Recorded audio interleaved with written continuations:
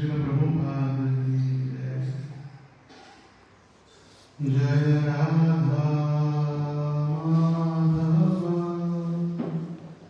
कुंज विहारी। जय राधा माधव कुंज विहारी।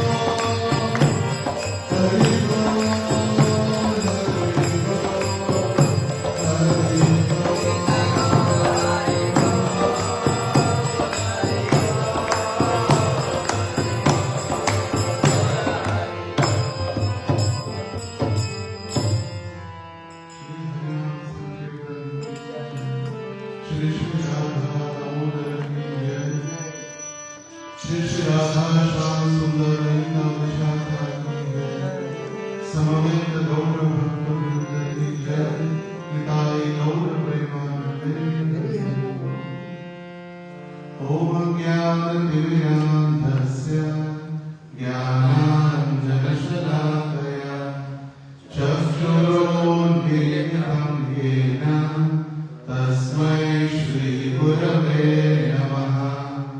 नमो विष्णुपादाय कृष्णप्रेष्ठाय भूतले श्रीमते भक्तिवेदान्त स्वामिनिति नामिने। नमस्ते सारस्वते देवे गौरवाणी प्रचारिणे निर्विशेष शून्यवादी पाश्चात्यदेशतारिणे। जय श्री कृष्ण चैतन्य प्रभु नित्यानंद श्री अद्वैत गदाधर श्रीवासादि गौर भक्तवृंद। हरे कृष्णा कृष्णा कृष्णा हरे हरे हरे राम राम राम हरे हरे। हरे कृष्ण। सभी भक्तों का स्वागत है श्री स्वास्थ्यकालीन भागवत कक्षा में। आज बहुत ही बड़ा विशेष दिन है। हम सभी गौड़ीय परंपरा के जो श्री रूप गोस्वामी के पदचिन्हों पर रूपानुग भक्त कहलाते हैं। आज ललिता सखी का आविर्भाव दिवस है। जैसे हम कल चर्चा करे थे, उत्सव या फेस्टिवल सीजन प्रारंभ हो चुका है। तो सबसे पहले ललिता जी आज अवतरित होगी, जो राधा रानी से 27 दिन बड़ी है। आज तारीख कितनी है? 4। और राधा रानी का आविर्भाव कब है? 31। अगर आज से गिनेंगे तो 27 दिन के उपरांत श्रीमती राधा रानी अवतरित होगी। और राधा और कृष्ण के प्रति जो उनका प्रेम है, वो श्रीमती राधा रानी की सुरक्षा और भगवान का प्रेम इसकी सूचक है। और सबसे वरिष्ठ गोपी या सबसे वरिष्ठ श्रीमती ललिता जी। तो हमने जो ललिता अष्टकम सभी को सॉफ्ट कॉपी जो देख रहे हैं आप सभी, ये ललिता अष्टकम एक हम पंक्ति पाठ करेंगे। तो सभी मेरे पीछे दोहराएंगे एक पंक्ति। हम हरे हरे एक पंक्ति हम जैसे भागवत का श्लोक उच्चारण करते हैं ऐसे पढ़ेंगे। श्री श्री ललिता अष्टकम रूप गोस्वामी के द्वारा ये रचित है। राधा मुकुंद पद संभव धर्म बिंदु, राधा मुकुंद पद संभव बिंदु, निर्मच्छनोपकरणीकृत देह रक्षा, उत्तुंग सौहृद विशेष वशात् प्रलब्धा,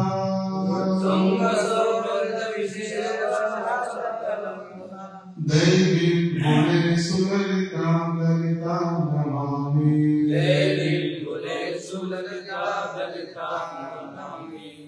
राधा सुधा किरण मंडल कांति दंडे,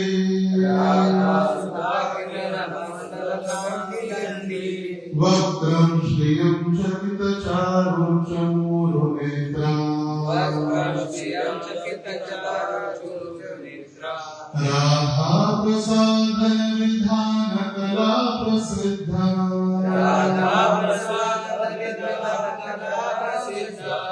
दैवी गुणै सुललितां ललितां नमामि।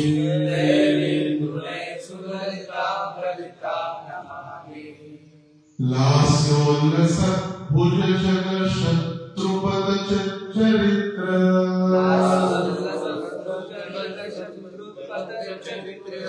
पट्टांग शुकाभरण कंचिदिना चितांगिम, गोरोचनार्चिविग्रहविमानम् देवीं गुणैः सुललितां ललितां नमामि। देवीं गुणैः सुललितां ललितां नमामि। धूर्ते व्रजेन्द्रतनये तनुसुष्ठवाम्या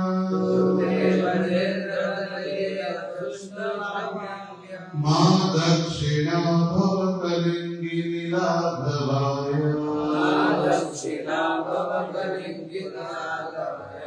राधे गिरं शृणुहितामिति शिक्षयन्ते राधे गिरं श्रुलतामिति शिक्षयन्ति दैवीं गुणैः सुललितां ललितां नमामि। दैवीं गुणैः सुललितां ललितां नमामि।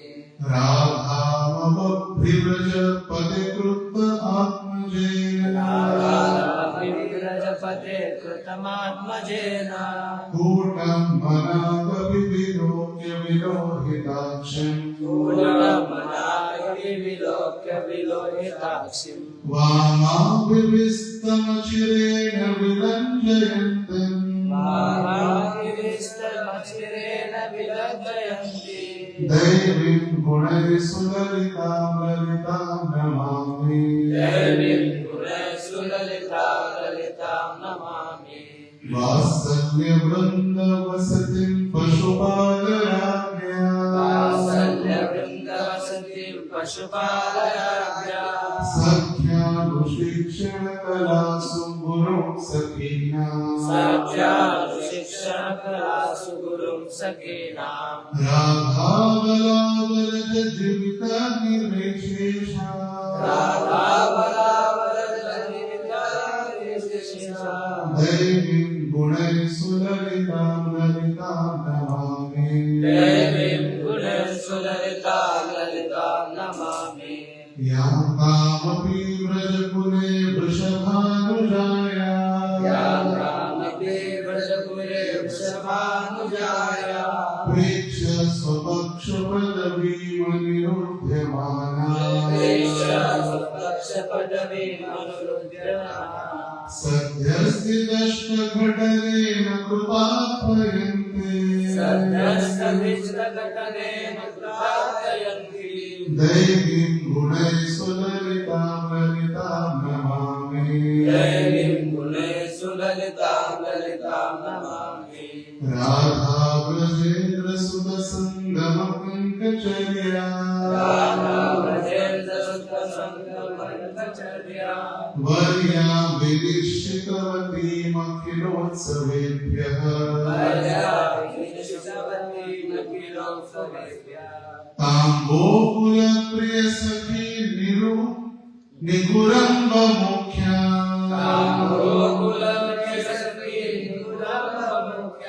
दैवीं गुणैः सुललितां ललितां नमामि। नन्दनुमुनिललिता गुणलालितानि पद्यानि पठति निर्मलदृष्टिरष्टौ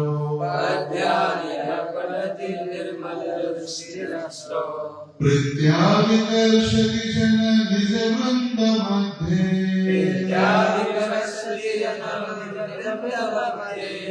तं कीर्तिना परिकुलोज्ज्वलकल्पवल्ली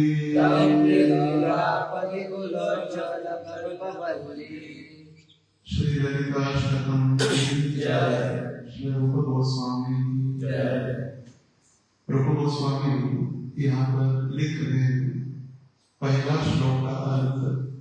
मैं ललिता देवी को प्रणाम करता हूँ जिन्हें अनेक अद्भुत गुण हैं। वे श्री श्री राधा मुकुंद के चरण कमलों के स्वेद की पूजा करती है और उनके प्रति प्रगाढ़ मैत्री भाव से प्रेरित होकर साहस पूर्वक कार्य करती है। स्वेद मतलब पसीना। राधा रानी और कृष्ण के पसीना पोछने का कार्य ये ललिता का सबसे महत्वपूर्ण सेवा और वही उनका पूजन। हमको लगता है पसीना पोछना गंदा था, उन्हें राधा और कृष्ण के पसीने की पूजा या स्वेद की सेवा और मैत्री भाव से प्रेरित होकर साहस पूर्व कार्य करती है। ललिता सभी गोपियों में वरिष्ठ या श्रेष्ठ होने के कारण उन सभी को डांटती है। सब उनसे डरते हैं, डांटने में कभी पीछे नहीं रहते। कृष्ण को हो या राधा रानी डांटने में और क्रोध के लिए प्रसिद्ध है ललिता, क्योंकि सबसे वरिष्ठ है। मैं ललिता देवी को प्रणाम करता हूँ जिनमें अनेक अद्भुत गुण हैं। उनका मुख पूर्णिमा के अमृत में मुकुट की सुंदरता को भी माप देता है। उनकी आंखें भयभीत हिरण के समान हैं और वे श्री राधिका को सजाने की कला में निपुण हैं। उनकी सुंदरता कैसी है? शरद ऋतु की पूर्णिमा, जो सबसे सुंदर चंद्र पूरे वर्ष में पूर्णिमा के दिन होता है, वो है शरद पूर्णिमा, जिस दिन कार्तिक प्रारंभ होता है, कोजागिरी पूर्णिमा। उससे भी सुंदर ललिता जी। और क्या करते हैं? उनकी आंखें भयभीत हिरणी के समान है, हिरण जैसी सुंदर आंखें। और वो एक्सपर्ट है राधा रानी और कृष्ण को सजाने के लिए। श्री राधिका का ड्रेसिंग करने के लिए सबसे एक्सपर्ट है। हमको लगता है कि हम ही एक्सपर्ट हैं। सबसे एक्सपर्ट यदि राधा रानी को तैयार करने के लिए, साज श्रृंगार करने के लिए, वो है श्रीमती ललिता जी। तीसरा, मैं ललिता देवी को प्रणाम करता हूँ जिनके अनेक अद्भुत गुण हैं। वे सुंदर रेशमी पोशाक पहनती है जिसका रंग मोर के समान फैला हुआ है, जिसके पंख फैले हुए हैं। साथ ही एक वो ब्लाउज भी धारण करती है और उनका रंग गोलोचन के सुनहरे वैभव की भी मात देता है। उनका जो सबसे चहीता पोशाक कौन सा है? मोर पंख के रंग का, मोर मयूर पंख के रंग का उनका पोशाक सबसे उनको अच्छा लगता है। और उनका रंग कैसे है? गोलोचन। गोलोचन आपका एक पदार्थ है जो यज्ञ में या अनुष्ठानों में, षोडशोपचार में उसका उपयोग किया जाता है। सोने की भांति या गिर गाय जैसे गोमूत्र देती है, सुनहरे रंग के समान होता है। गिर गाय का गोमूत्र एकदम जो फ्रेश प्रातः काल सुबह जो गोमूत्र होता है, ऐसे रंग जो चमचमाता है, ऐसे रंग श्रीमती ललिता जी का है। मैं ललिता देवी को प्रणाम करता हूँ जिनके अनेक अद्भुत गुण हैं। वे श्री राधिका के वाम मार्गी नायिका की कला सिखाती है और कहती है, राधे, हे दुराचारी कन्या, व्रजराज के इस चतुर पुत्र को दृढ़ता से अस्वीकार करो। क्या कहती राधा रानी को? वाम अंग मतलब कौन सा? Left side. वाम मतलब राधा रानी की लेफ्ट साइड में खड़ी होकर राधा रानी को डांटती है, ये कृष्ण बहुत चतुर है, ये सभी को फंसाने वाला है, उसको अस्वीकार करो, दूर करो, उसको दुर्बल मत करो। मैं यह तुम्हारे भले के लिए कह रहे हूं, उसके आगे मत झुको। ये सबको फंसाने वाला है और सब गोपियों के पीछे घूमने वाला है। ये आपको भी फंसा रहा है, डरो मत, उसको अस्वीकार करो, हटा दो इसको यहां से। मैं ललिता देवी को प्रणाम करता हूँ जिनमें अनेक अद्भुत गुण हैं। वे व्रजराज के पुत्र को, श्री राधिका को जरा भी धोखा देते हुए देखेगी तो उनकी आंखें क्रोध से लाल हो जाएंगी और वे अपनी चतुराई भरी बातों से उन्हें तुरंत शर्मिंदा कर देगी। यदि कृष्ण कभी गड़बड़ करते, राधा रानी को फंसाने का प्रयास करते हैं, तो तुरंत ललिता जी क्रोध के द्वारा उनकी आंखें लाल हो जाती है और फिर कृष्ण को तुरंत डांटती है, तुरंत। मैं ललिता देवी को प्रणाम करता हूँ जिनके अनेक अद्भुत गुण हैं। वे ग्वालों की रानी यशोदा के लिए स्नेह का धाम है। वे सभी सखियों के लिए मित्रता की कला की शिक्षिका है और श्री राधिका और कृष्ण के लिए उनका प्रेम समान है। प्रेम दोनों के लिए समान है, मगर राधा रानी के प्रति विशेष अनुग्रह और राधा की सुरक्षा। और राधा रानी ग्वालों की रानी यशोदा के लिए स्नेह का धाम है। उनका विशेष आकर्षण प्रेम किसके साथ है? यशोदा के साथ भी उनका प्रेम है। और वो शिक्षिका है, सभी को ट्रेनिंग देती है। जैसे योग माया या वृंदा देवी आयोजन करती है कृष्ण लीला में, वृंदावन में कौन किसको मिलेगा, कब राधा रानी की लीला होगी, कब रास लीला होगी, सारा इवेंट मैनेजमेंट योग माया वृंदा देवी के पास है। मगर जो भी कार्य होता है वो ललिता के परमिशन के बिना नहीं होता। राधा कृष्ण को यदि लेना है तो ललिता देवी से अपॉइंटमेंट लेनी होती है। ललिता देवी ही अपॉइंटमेंट लेती है राधा और कृष्ण की लीलाओं में। ध्यान से सुनिए रूप गोस्वामी क्या कहते हैं। मैं ललिता देवी को प्रणाम करता हूँ जिनमें अनेक अद्भुत गुण हैं। वे ब्रज की प्रत्येक कन्या से वृषभानु की पुत्री के भोज में सम्मिलित होने का अनुरोध करती है और जो उस कन्या या श्री राधिका की सभी मनोकामनाएं पूर्ण करती है। ललिता के सभी को आमंत्रित करके आएगी, राधा रानी के साथ बैठकर हम भोजन करते हैं, अकेले प्रसाद छुपा के या चोरी करके। राधा रानी के साथ सभी को बुलाती है, उनके भोजन या प्रसाद वितरण क्लास में एक समय में एक कार्य या तो कथा श्रवण या नाम करो। जब उन्होंने व्रज में श्री राधा का मार्ग किसी व्यक्ति द्वारा अवरुद्ध होते देखा तो उनकी सभी मनोकामनाएं तुरंत पूरी हो गई। तो हमने एक दिन देखा कि वृंदावन में एक व्यक्ति राधा रानी का मार्ग अवरोध कर रहा है, मतलब राधा रानी का मार्ग रोक रहा है। तो राधा रानी को आइडिया देकर उस व्यक्ति को हराने के लिए ललिता जी प्रसिद्ध है। और वो कहां पर उनको रोका और कहां हराया या कैसे दंडित किया वो हम आगे सुनेंगे। मैं ललिता देवी को प्रणाम करता हूँ जिन्हें अनेक अद्भुत गुण हैं। वे सदैव राधा और ब्रजेंद्र सुत के मिलन का उत्सव का आनंद लेती है। ब्रजेंद्र सुता द्वारा मतलब ब्रजेंद्र सुत मतलब कृष्ण, ब्रजेंद्र मतलब नंद महाराज और सुत मतलब उनके पुत्र।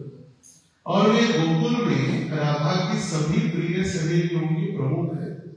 जो कोई भी अभी महत्वपूर्ण इस जो अष्टकम का पाठ कर उसको आशीर्वाद फलश्रुति या आशीर्वाद दे रहे तो गोस्वामी जो भी शुद्ध दृष्टि से ललिता के अद्भुत गुणों की स्तुति करते हुए इन प्रार्थनाओं का पाठ करेगा उसे श्री राधा जी जो कीर्ति और वृषभानु के परिवार की उज्जवल कामना लता है प्रेम पूर्वक अपने सहेलियों या दासियों में वो गिनेगी।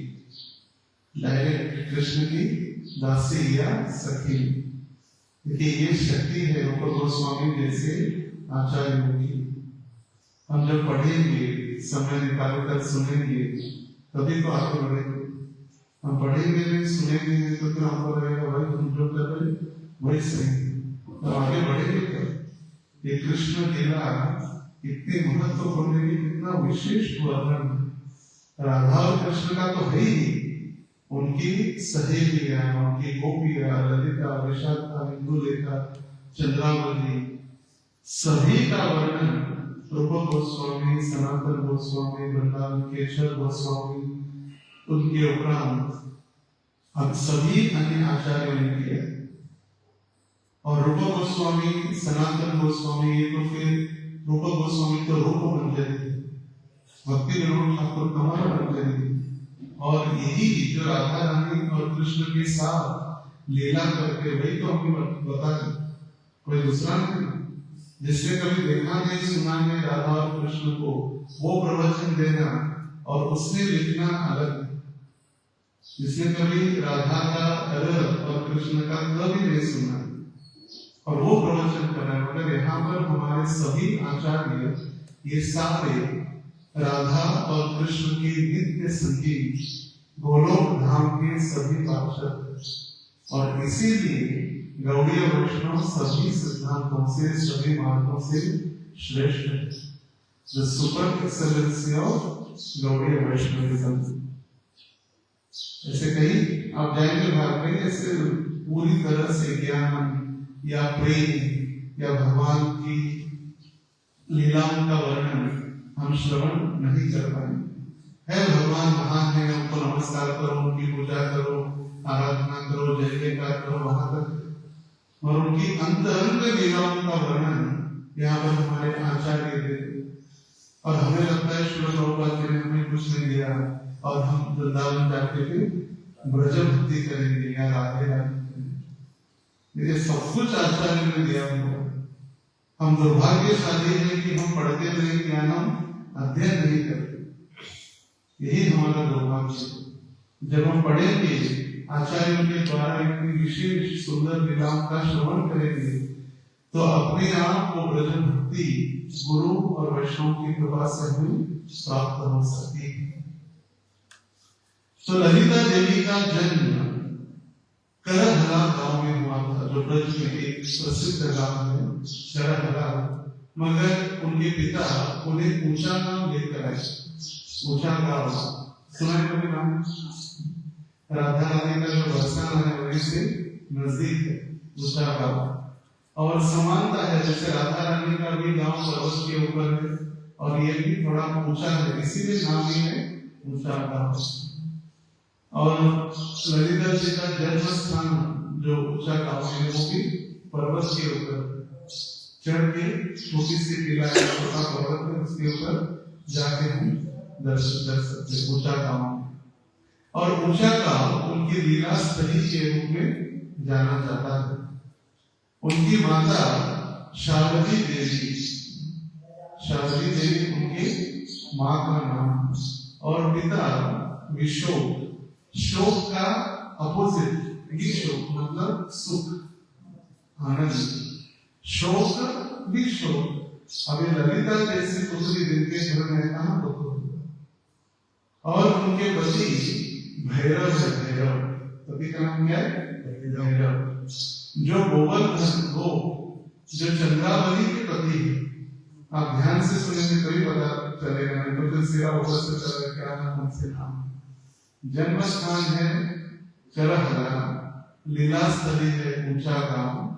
माता और पिता है शारदी देवी और विशोक।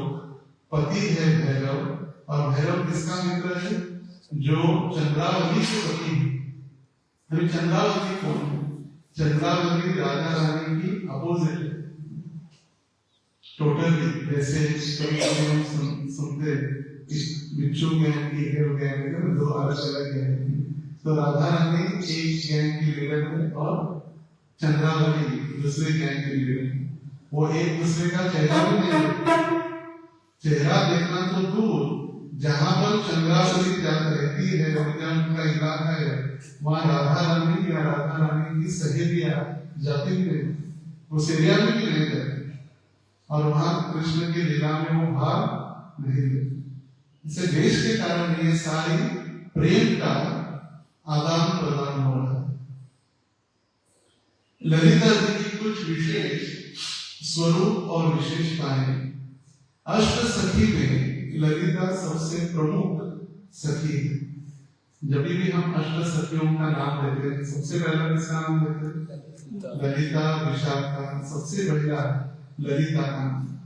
राधा गोविंद ललिता विशाखा, या राधा श्याम सुंदर ललिता विशाखा, राधा गोपीनाथ ललिता विशाखा, राधा रास बिहारी ललिता विशाखा, राधा मदन गोपाल ललिता विशाखा। जब ये हो जाएंगे तो ललिता और विशाखा, क्योंकि आयु से भी श्रेष्ठ है और सभी सखियों में प्रमुख सखी है। श्री राधा श्रीमती राधा रानी से 27 दिन में बड़ी हुई, जैसे हमने शुरुआत में सुना। कितने दिन? 27 दिन राधा रानी से बड़ी हुई। और उनकी आयु जो है हमेशा 14 वर्ष 8 महीने और 27 दिन की होती। बस एटर्नल। एटर्नल शाश्वत मतलब कभी चेंज नहीं होती। जैसे भगवान की आयु है, श्रीमती राधा रानी की आयु है, भगवान की आयु 15.5 वर्ष, राधा रानी 14.5 वर्ष और ललिता 14 साल 8 महीने 27 दिन एग्जैक्ट। तो राधा रानी कितनी होगी? 14 वर्ष 8 महीने। अगर 27 दिन अगर कम करेंगे, लेकिन कौन कहता है कि भगवान की लीला सभी काल्पनिक है? दंड कथा एग्जैक्ट डे, गांव, नाम, शहर सब कुछ डिटेल में बताया है। कितनी आयु है शाश्वत? 14 वर्ष 8 महीने 27 दिन। ललिता सखी हमेशा राधा और कृष्ण के प्रति अनुकूल रहती है, उन्हें प्रसन्न करने का प्रयास करती है। जब राधा और कृष्ण मिलते हैं और प्रेम लीलाओं में लीन होते हैं, तो ललिता उनके चरण कमलों से पसीना पोंछती है। जैसे रास लीला है या कृष्ण कोई कार्य कर रहे और पसीना है। जैसे अभी झूलन यात्रा है, अभी श्रावण भाद्रपद मास में क्या हवा चलती नहीं, हवा रुक जाती है तो डोरी पड़ेगा, एक कुछ लेकर उसको हिला हवा देने के लिए, या दूसरा है वो ढीलन से हवा करती है। तो झूलन यात्रा मतलब रस्सी के ऊपर बैठकर खुद झूलन प्रारंभ करो, खुद को हिलाना प्रारंभ करो। तो ललिता जी ही है जो इस झूलन के पीछे या झूलन इस लीला के पीछे, झूलन यात्रा के पीछे सबसे महत्वपूर्ण कार्य करती है।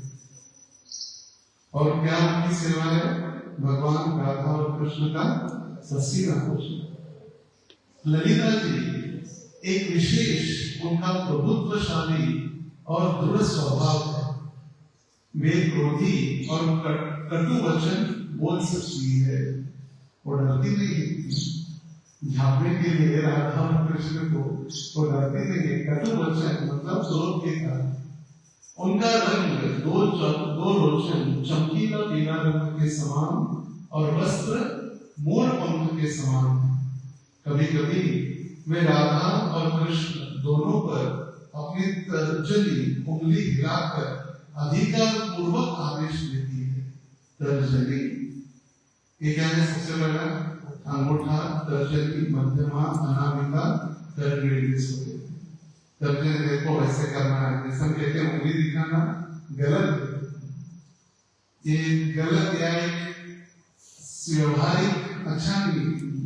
वरिष्ठों को जैसे हम अगर उंगली दिखाते, मगर ललिता के पास वो अधिकार है, वो राधा और कृष्ण को उंगली दिखाकर तर्जनी उंगली दिखाकर ये करो, सुनो मेरी बात। लेकिन ऐसा भी इसलिए कर पाती है क्योंकि उनके प्रति अगाध प्रेम भी रखती है। प्रेम इसलिए आदेश दे सकती।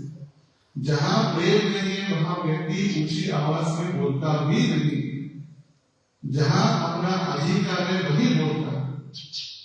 रूप गोस्वामी भक्ति रसामृत सिंधु में लिखे, जो अपने शिष्य है या अपने पुत्र है उनको ही काटने का अधिकार है।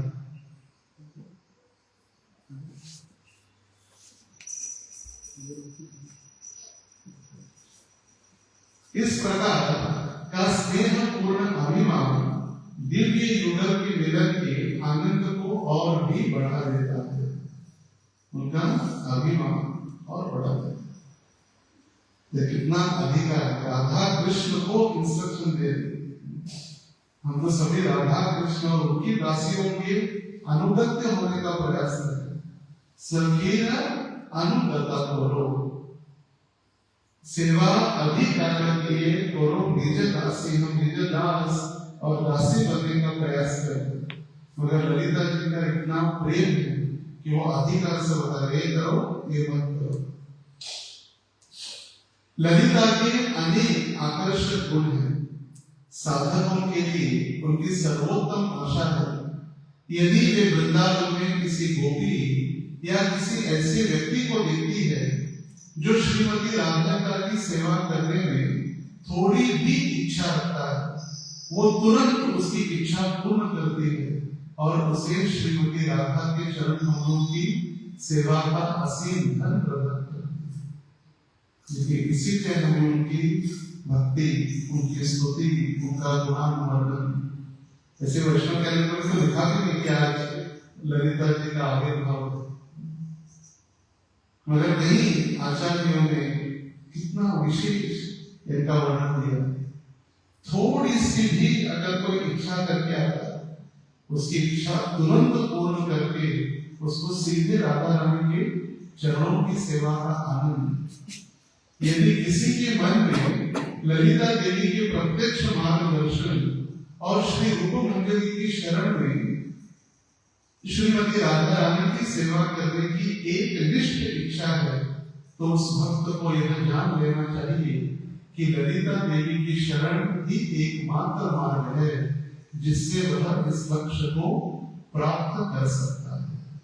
और कोई यदि राधा और कृष्ण की एक निष्ठ भक्ति करनी है, सिर्फ राधाष्टमी के दिन राधा रानी के चरण देखने से भक्ति प्राप्त नहीं। तो लोग राधा रानी के चरण दर्शन नहीं होते, चरण दर्शन तो ही महत्वपूर्ण, और उससे महत्वपूर्ण एक निष्ठ भक्ति करनी है तो फिर ललिता जी का आशीर्वाद और कृपा। ललिता श्रीमती राधा जी की आयु की है, उनसे सिर्फ 27 दिन बड़ी है। राधा रानी की तरह ललिता में भी युगेश्वरी गोपियों की समूह की नेता होने के सभी गुण विद्यमान हैं। उनके लीडर के सभी गुण विद्यमान हैं। ग्रुप लीडर राधा रानी की जितनी सखियां हैं, उन सखियों की ग्रुप लीडर है। हालांकि राधिका से बड़े होने और योगेश्वरी की योग्यता रखने के बावजूद उनके जीवन का एकमात्र लक्ष्य है श्रीमती राधा रानी की सेवा करना और राधा और कृष्ण के मिलन के लिए सुगम बनना। मैं लीडर हूं, जैसे मैं कहूंगी वैसे होना चाहिए। उनका एकमात्र उद्देश्य आयु से बड़ी है, लीडर की क्वालिटीज है, फिर भी उनका एकमात्र उद्देश्य क्या है? राधा रानी को प्रसन्न करना और राधा और कृष्ण की लीलाओं को एकत्रित आके वो दोनों लीला कर सके, उसके लिए सहायता करना। और इसीलिए हमारा जो संप्रदाय है वो श्रवण शब्द दास दास दास अनुदास अनुगत्य प्रणाली, इसको ही कहते हैं।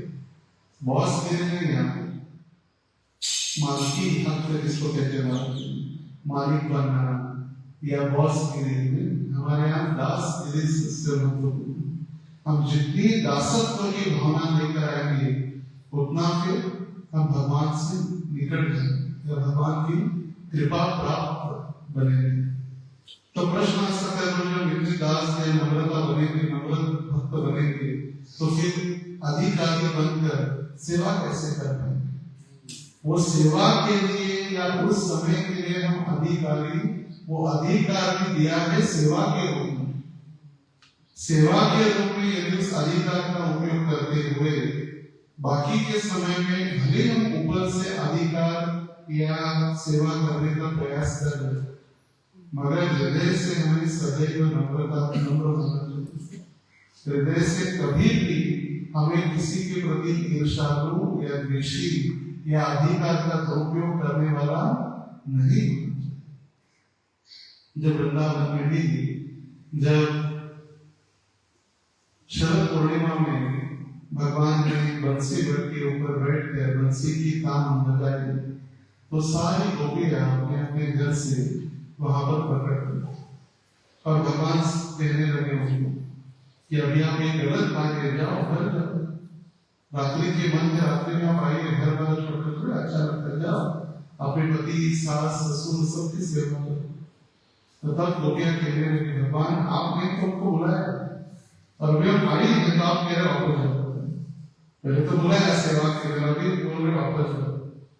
तो भगवान ने उनकी इच्छा प्रकट करते हुए, पूर्ण करते हुए उनके साथ रास नृत्य किया। मगर उनके मन में जब अभिमान हुआ कि मैं कितनी भाग्यशाली, कृष्ण सिर्फ मेरे साथ रास ले रहे और सारे गोपियों को छोड़कर कृष्ण वहां से बोझल अदृश्य श्रीमती राधा रानी के साथ विहार करने लगे, रमण करने लगे। राधिका रमण, रमण मतलब राधिका के साथ आनंद ले रहे। मगर राधा रानी के मन में विचार है कि मैं कितनी भाग्यशाली हूं, कृष्ण सभी को छोड़कर, लाखों करोड़ों गोपियों को छोड़कर सिर्फ मेरे साथ रास नृत्य कर। और उनके मन में भी जब अभिमान उत्पन्न हुआ तो राधा रानी को भी भगवान छोड़कर अदृश्य हो गए। जैसे देखिए भगवान कभी भी अभिमान या ईर्ष्या, द्वेष, घमंड कभी स्वीकार नहीं करते। कितने भी बड़े बन जाए, कितने भी बड़ा अधिकार हमें प्राप्त हो, मगर हृदय से हमें नम्र होना ही। और इसीलिए जो मैं कुछ दिन पहले कह रहा था, हृदय हमारा जो दिल है उसमें कोई हड्डी नहीं, दो इंद्रिय है, हृदय और जिह्वा, जिसमें हड्डी नहीं, कान में है, नाक में हड्डी है, मगर जिह्वा में और हृदय में, क्योंकि भगवान को सॉफ्ट है, जैसे नवनी या मक्खन होता है सॉफ्ट, वैसे सॉफ्ट है। वे अत्यंत सुंदर और मधुर है, लेकिन साथ ही अत्यंत गंभीर और संयमी भी है। ऐसे नहीं कि नम्र है मतलब एकदम रोते हुए बैठे, हम कुछ नहीं कर रहे, तुम ठीक नहीं, क्या हो सकता है नम्र होते हैं। मैंने पूछा विचार क्या डांटते जो वैष्णव अपराध होता है, सेवा के लिए समझाना या कभी कभी परिस्थिति काल के अनुसार डांटना भी पड़ सकता है। उनका हृदय इतना मधुर है कि वे सभी के हृदय को आकर्षित करती है, लेकिन साथ ही वे प्रबल है, अर्थात कठोर वचन बोल सकती है और इस प्रकार राधा और कृष्ण को भी दंडित कर सकती है। एक तरफ इतना उनका हृदय कोमल है कि सभी को आकर्षित करे, और दूसरी ओर कठोर इतनी कि राधा कृष्ण को भी दंडित कर सकती है। क्यों? उनके प्रेम के कारण, उनके प्रेम वश अधिकार के कारण, शुद्ध प्रेम के कारण। क्योंकि लेना देना तो चाहिए, जैसे भक्ति करे तो अपना काम बंदा भड़क जाए, मेरा हो गया बस बाकी के मन में मेरा तो चाहिए। अहै दुखी अप्रतियता ययात्मा सुप्रसिद्धि, अहै दुखी कोई भी हेतु न रखते हुए किया गया विशुद्ध प्रेम, और इसीलिए राधा कृष्ण को डांट सकती है। उनका विशिष्ट गुण यह है कि वे श्रृंगार करने में और विशेष रूप से राधा रानी की केश सज्जा करने में अत्यंत निपुण है। राधा रानी के बाद में हमें उसने संभाल के उपयोग करने चाहिए, विशेष रूप से ब्राह्मण को, जहाँ पर हम लूट है या पील लगाकर कष्ट देते। ललिता जी उनके केश विस्तार करने में भी निपुण है, अत्यंत निपुण। यद्यपि सभी 8 प्रमुख सखियों में श्रीमती राधा रानी का श्रृंगार करने और श्रृंगार करने के लिए बहुत प्रसिद्ध है ललिता। ललिता और विशाखा सबसे अधिक निपुण है, दोनों का सेवा है, और इन दोनों में ललिता अधिक निपुण है। देखिए सबसे पहला 8 सखियां एक्सपर्ट है राधा रानी का श्रृंगार करने के लिए। इनमें 2 और एक्सपर्ट है, कौन? ललिता और विशाखा। इन दोनों में और एक्सपर्ट कौन है? ललिता, मतलब मोस्ट श्रृंगार करने। और हम जो श्रृंगार करते हैं भगवान का ललिता के पद चिन्हों पर उनकी दासी बनकर हम श्रृंगार करने का प्रयास करते हैं। और इसीलिए श्रवण महत्वपूर्ण है। यदि हम सुनेंगे हमारे आचार्य, हमारे मंजरी, हमारे अक्षर गोस्वामी, हमारे पूर्ववर्ती आचार्य किस प्रकार भगवान की सेवा करते, जैसे कभी इतना मजा गया था कि पूरा बात बच जाते थे, तोड़ के निकलते। कभी देखिए अपना बात उठाकर कितना दर्द होता है। जो व्यक्ति ठीक से साधना भक्ति नहीं करता वही ऐसे कार्य कर सकता, क्योंकि उसको लगता है कि पत्थर है, मैं तो पत्थर को सजा रहा हूं, भगवान को। जो व्यक्ति साधक सिद्ध है, साधना कर रहा है, जो श्रवण में रुचि रखता है, श्रवण करने से उसके हृदय में भगवान ज्ञान प्रदान करते हैं। सततम कीर्तयन्तो माम ये जना परिवासते तेषां नित्याभियुक्तानां योगक्षेमं वहाम्यहम्। और ददा उसके आगे भगवान कहते हैं ददामि बुद्धि योगम तम येन माम उपयान्ति। भगवद गीता के 10वें अध्याय का 10वां श्लोक 10.10। और उसमें ईश्वर प्रभुपाद जी तात्पर्य का जो सबसे लास्ट पैराग्राफ है उसमें लिख रहे हैं यदि कोई भक्त, यदि कोई व्यक्ति किसी आध्यात्मिक संस्था में आ जाए, उसका संपर्क आ जाए, उसको भगवान की सेवा भी मिल जाए, उसको गुरु के द्वारा दीक्षित भी हो जाए, मगर वो कम पढ़ा लिखा है या उसको कुछ करने नहीं आता, उसने एक्सपर्ट नहीं है, मगर गुरु और कृष्ण के आशीर्वाद से ऐसा अनपढ़ व्यक्ति भी एक्सपर्ट बन जाता है, मगर उसके लिए श्रद्धा से और प्रेम से सेवा करें। देखिए संसार में कितने सारे ऐसे भक्त हैं जो कोई स्कूल नहीं गए या कॉलेज नहीं गए, कितने सारे उदाहरण ऐसे। संतदास को कभी स्कूल नहीं गए और उनको पूरा ज्ञानेश्वरी, पूरा अभंग की गाथा, भगवत गीता, भागवत, रामायण सब कंठस्थ है। हमारे सामने उदाहरण, कोई भी भजन बोलो, कोई भी चौपाई बोलो, गा सकते। हम इतने पढ़े लिखे मगर हमें ज्ञान नहीं, क्यों? क्योंकि प्रेम भक्ति जहां होते दिव्य ज्ञान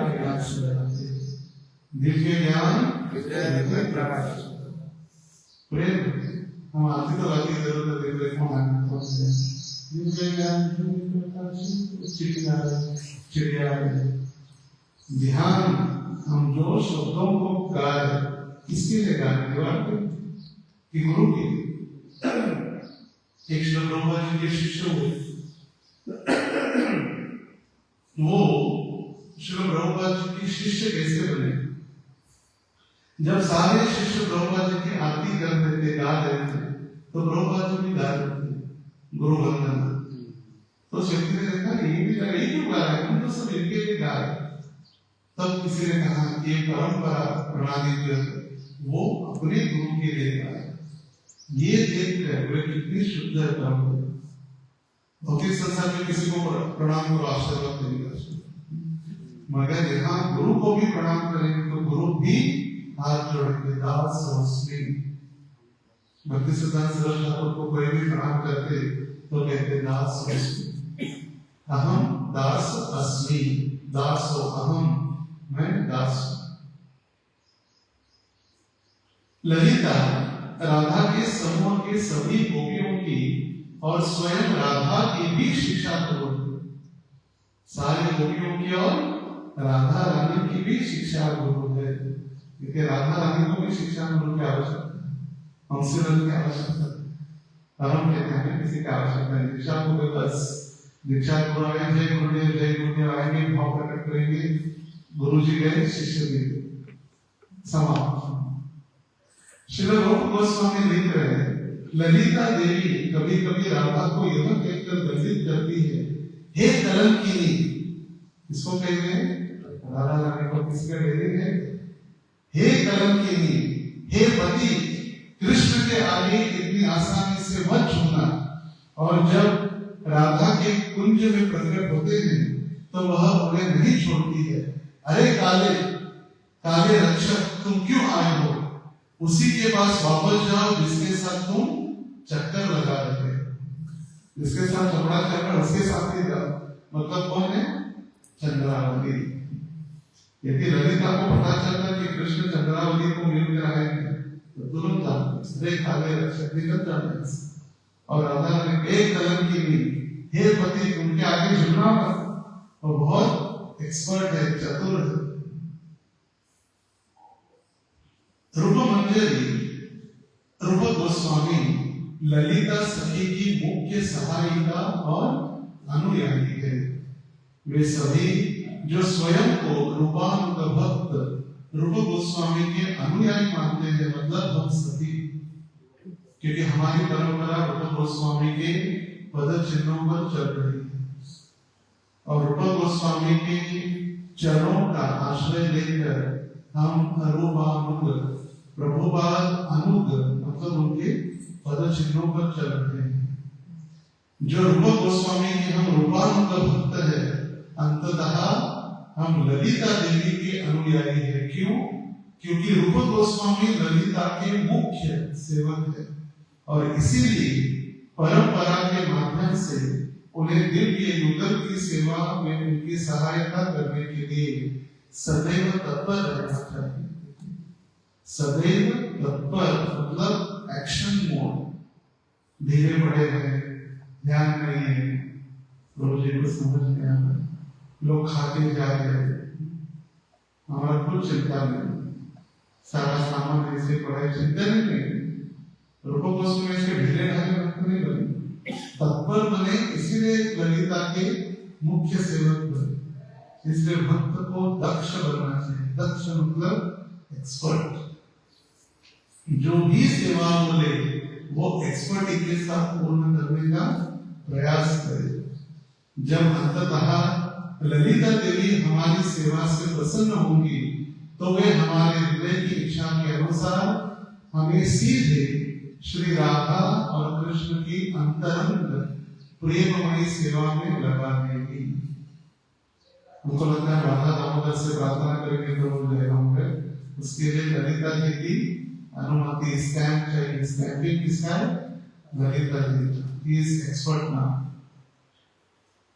अभी जो मैंने कहा था कि कथा कौन सी कथा है? जो दंड दिया कृष्ण को दंड देने के लिए एक्सपर्ट, वृंदावन के एक स्थान, तो एक स्थान है सांकरी खोर। सांकरी खोर नामक एक स्थान है वृंदावन। खोर मतलब छोटी सी जगह, एकदम जहां पर व्यक्ति आसानी से नहीं जा सकता है ना। दो बड़ी बड़ी हाईवे और छोटा सा एक नाला है, उसके ऊपर एक छोटा सा रास्ता होता है, नैरो रोड कहते हैं। तो ये पर्वत के ऊपर जो बरसाना या बरसाना से निकलकर मथुरा की ओर जाने का जो रास्ता है, वहां पर है सांकरी खोर, छोटा सा पर्वत के बीच। तो वहां पर जब गोपियां जाती थी दही, माखन, दूध, घी लेकर, किसको देने के लिए? मथुरा के राजा कंस, टैक्स पे करने के लिए, क्योंकि वही उनका टैक्स होता है। वहां तो करेंसी थी नहीं, पेपर नोट्स थे, किसी को वैल्यू नहीं। घी, मक्खन, दही इसे लेकर जाते थे। और वहां पर कृष्ण हर रोज जब भी ये टैक्स देने के लिए जाती है गोपियां, तो कृष्ण अपने मित्रों के साथ आते और थोड़ी मूंछ दाढ़ी वगैरह लगाकर खड़े हुए थे, बोलते हम टैक्स कलेक्टर है इसके कंस से।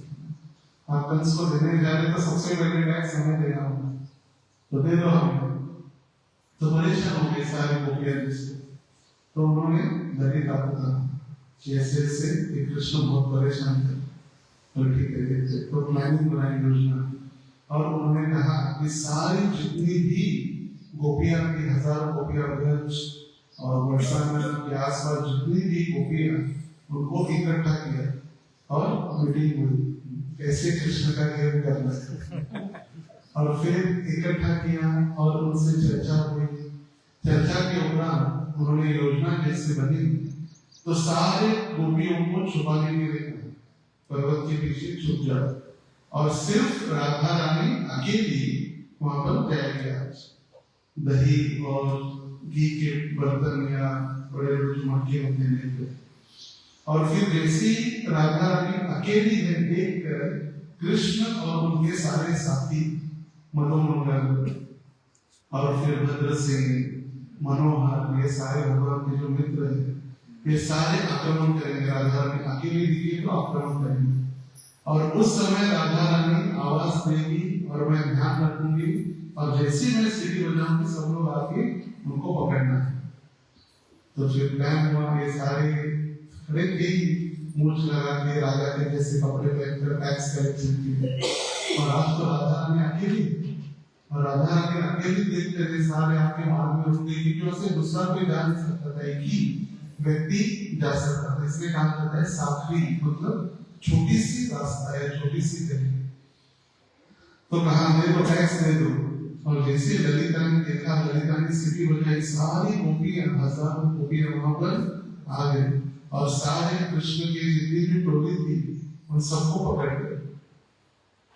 फिर मधुमंगल रोने लगा, बोले मैं ये मैं तो ब्राह्मण हूँ, मैं तो यहाँ आया था इसीलिए कि जब ये लेते हैं माखन दही वगैरह और खाते हैं, तो मैं तो ब्राह्मण हूँ, उनको सिर्फ भोग लगाने के लिए मदद करता हूँ, उनको भोग लगा देता हूँ, मैं नहीं खाता, मैं ये कहने हैं मुझे छोड़ दो, प्लीज छोड़ दो। रोने लगे सभी, मगर सब गोपियों ने, विशेष रूप से ललिता और राधा रानी के साथ, ललिता जी एकदम आगे बढ़कर लीडर कृष्ण को कहा भी उतारो कपड़े सारे, कृष्ण को कपड़े उतारने के लिए कहा जो राधा के कपड़े पहने थे, और फिर उनको गोपी के ड्रेस पहनने के लिए कहा पहनो। बहुत कपड़े पहनकर सबको फंसाने की आदत है, पहनो। कृष्ण है 6 साल की, 6 साढ़े 6 साल की उम्र, और उनको अभी गोपी के वस्त्र पहना, बाल लगाए, पेंटिंग किया, लगाओ जैसे लगाओ काम करने से सब कृष्ण को एक तैयार हो, और तैयार हुए कृष्ण। और फिर कृष्ण के सर के ऊपर 6 साल के कृष्ण है और उनके सिर के ऊपर 12 किलो दही, 12 किलो की दही का मटका दिया है सर के ऊपर। बोले चलो नाटक कर रहे हैं, बहुत राजा करने का, चलो लेके चलो हमारे सामने। गोपी जैसे चल बेचारे उठाने को आ गए, परेशान हो गए, और फिर नाटक के बीच में पूरा सर के ऊपर से नीचे दही का बर्तन फूट गया और सारे शरीर पर दही। तो यह है ललिता जो श्लोक में कह रहे थे रूप गोस्वामी कि वृंदावन में दंडित करने के लिए वो एक्सपर्ट है, वो ही ये लीला है। तो ललिता देवी, विशाखा देवी जो गोपियों के उदाहरण है, उसमें से स्वपक्षा, विपक्षा, तटस्था और सिर, ये 4 प्रकार के गोपियों के प्रकार हैं। गोपियों के नाम नहीं कह रहे, गोपियों के प्रकार।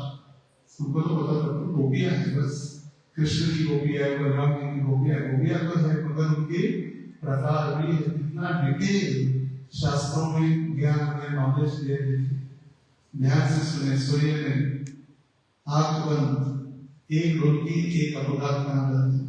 आंख बंद तो एक्सीडेंट हो सकता है, तो बिना आंख बंद किए आंख खोल कर हमें आनंद है भगवान के पास आकर शांति से कथा में बैठे, एकदम हमें कथा आराम देती है, आराम।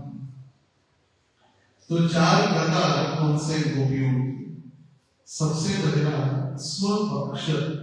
स्वपक्ष मतलब जो पूरी तरह से राधा रानी के पक्ष में, अपना पक्ष, आम आत्मा पक्ष, जैसे कहते हैं आम आदमी हैं, हम कृष्ण पक्ष के कहते हैं। तो जो स्वपक्ष मतलब श्रीमती राधा रानी के साथ या राधा रानी के पक्ष में है, वो पहली कैटेगरी होगी गोपियों की, स्वपक्ष। सेकंड विपक्ष मतलब अपोजिशन पार्टी। अपोजिशन में कौन है? चंद्रावली। जो चंद्रावली के पक्ष में है और राधा रानी के अपोजिशन में है, वो गोपियां हैं विपक्ष।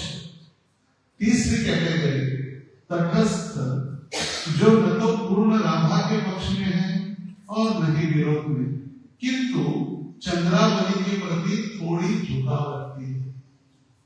राधा रानी के साइड में है मगर चंद्रावली के प्रति उनका आकर्षण यहाँ भी और वहां भी। तटस्थ, तटस्थ, तट मतलब तट पर स्थित, पानी में भी नहीं जमीन पर भी नहीं, बीच होता है बीच, समुद्र का बीच, इसलिए उसको कहा जाता है बीच, क्योंकि जमीन भी नहीं है पानी भी नहीं है, बीच में है। तटस्थ, ना जमीन के ऊपर ना पानी में। जैसे जीव को भी तटस्थ कहा जाता है क्योंकि वो पूर्ण ना तो योग माया में है ना तो महामाया में है। हम कभी कभी भक्ति भी करते हैं, कभी कभी माया में भी चले जाते, इसलिए जीव को कहा गया तटस्थ। तो ये हो गया तीसरा प्रकार तटस्थ। और चौथा प्रकार जो है सुहृद। सुहृद मतलब राधा रानी के प्रति स्नेहिल होती है पर चंद्रावली के प्रति निष्पक्ष रहती है, उनको कहा गया सिर।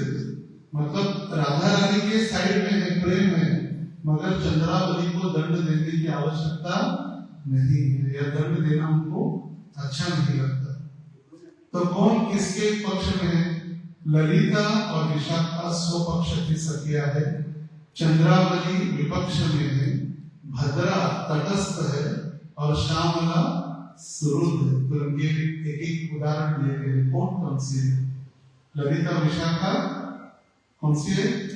स्वपक्ष, अपने पक्ष में। चंद्रावली विपक्ष, भद्रा तटस्थ और श्यामला सुहृद, मतलब दोनों पक्ष। ललिता सखी का राधा कृष्ण के प्रेम लीलाओं की पूर्ण समर्थक है। उनका विशेष क्वालिटी जो हमने देखी, राधा रानी और कृष्ण के चरणों से होते हुए उनका पसीना पोंछना। उनका स्वभाव कैसे है? तीखा मतलब कटु, कड़क बोलने वाले, आत्मविश्वासी और राधा कृष्ण को डांटने वाली है। रंग कैसा था? दो रोजन के समान चमकीला पीला और कपड़े मोरपंख के समान। अत्यंत सुंदर है, गंभीर है, लेकिन मनमोहक है। और सौंदर्य किस प्रकार का? किसका उदाहरण दिया था? शरद के चंद्र के समान। विशेष क्वालिटीज हमने क्या क्या देखी? श्रृंगार करने में निपुण, और उसमें से भी निपुण किसमें? राधा रानी की केश सज्जा, केश जो बाल बनाने के लिए। अष्ट सखियों में सबसे श्रेष्ठ है। राधा रानी की शिक्षा गुरु है और रूप गोस्वामी जो रूप मंजरी है वो ललिता के सबसे मुख्य सेवक है। यदि वे वृंदावन में किसी गोपी को या किसी साधक को राधा रानी की सेवा की इच्छा करते हुए देखती है तो तुरंत उसे राधा रानी के पक्ष में ले लेते। किसने सेवा की नहीं, सिर्फ सेवा करने की इच्छा की। ये कितनी ललिता जी दयालु है। किसी ने सिर्फ इच्छा की कि मैं सेवा करना चाहता हूँ या सेवा करने की इच्छा है, तुरंत उसको स्वपक्ष मतलब राधा रानी के साथ जोड़ देती है। और हम जो रूपानुग भक्त है उनके लिए ललिता सखी की शरण ही राधा कृष्ण की सेवा प्राप्त करने का एकमात्र मार्ग है। तो निष्कर्ष यह है कि ललिता सखी न केवल राधा रानी की अत्यंत प्रिय सेविका है, बल्कि वे सभी भक्तों के आशा की किरण है जो राधा और कृष्ण के जीवन की सेवा के लिए जीवन समर्पित करना चाहते हैं। उनका स्वभाव मधुर किंतु दृढ़ है। वे सेवा की पूर्णता प्रतीक है। उनकी शरण प्राप्त करना ही भक्ति की सर्वोच्च सिद्धि है। हरे कृष्णा कृष्णा कृष्णा हरे हरे, हरे राम राम राम हरे हरे। श्री ललिता देवी की जय। ललिता आविर्भाव तिथि महोत्सव की जय। ललिता सृष्टि की जय। गौर प्रेमानंद वन्दे